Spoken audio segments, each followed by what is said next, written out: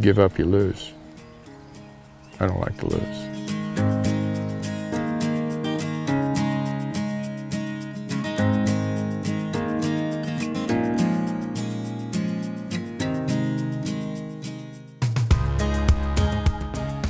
We didn't set out to do anything special, different to the land particularly, but we reached out to some folks and tried to come up with a plan to basically push back and try to convince people in regulatory positions and our neighbors, which was Nature Conservancy at the time, that what we do here is indeed conservation.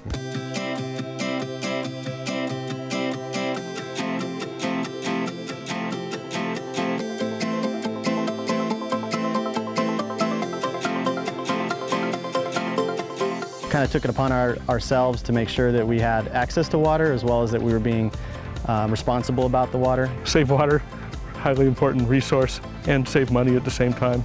Better for the environment. This is one of the vegetated bioswales that's an important part of the water treatment process. So the water flows through the plant material that you see in the background. There's different plants that we run the water through.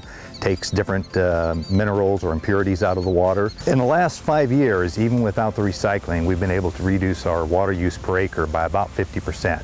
Big part of it was changing all of the irrigation heads to a much more water efficient nozzle, which we've done throughout the entire nursery. It's important not only to deal with the limitations that you have, but also think forward and think about, okay, what are the other limitations that are coming down the line, and how do we work within our environment, work within our community to be successful.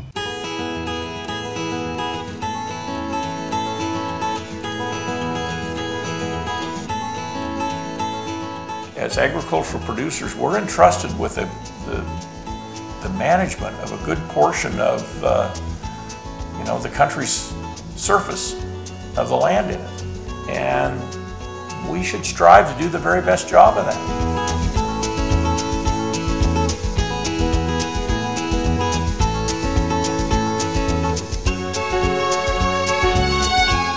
Try to be as creative as possible and as innovative as possible because we have a lot of limitations with our regulations. And that's what we have tried to do. I think Jim and I are always, I have a nickname at the post office as Miss Job Security. We get more ag periodicals than anybody in the post office, and we constantly, whenever we can, try and get caught up in our reading, and maybe it'll stimulate some new idea or some new application that we can use here on the ranch.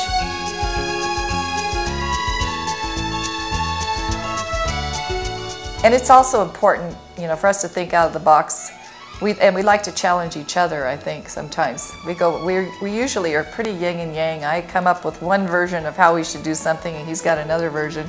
We may have had a dream, and we may have spent 35 years at it, but geologic time, we're nothing in context to geologic time. So how are we going to do this as a society? How are we going to meet our obligations to the land and the animals and all the other things that are here? It's not just us. How do we do that? And I'm not sure we have the answer, but we're certainly trying to find out.